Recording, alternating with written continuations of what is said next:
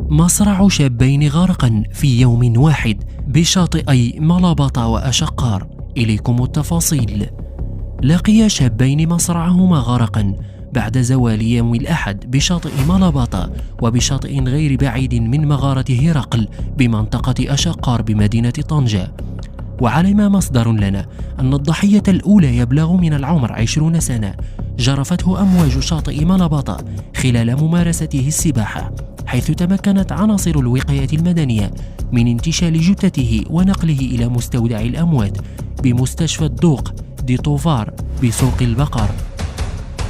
أما الضحية الثانية البالغ من العمر 19 سنة فلقي مصرعه أيضا غرقا حينما كان يسبح رفقة مجموعة من أصدقائه بشاطئ غير بعيد من مغارة هرقل بمنطقة أشقار ضواحي طنجة، وهو شاطئ غير محروس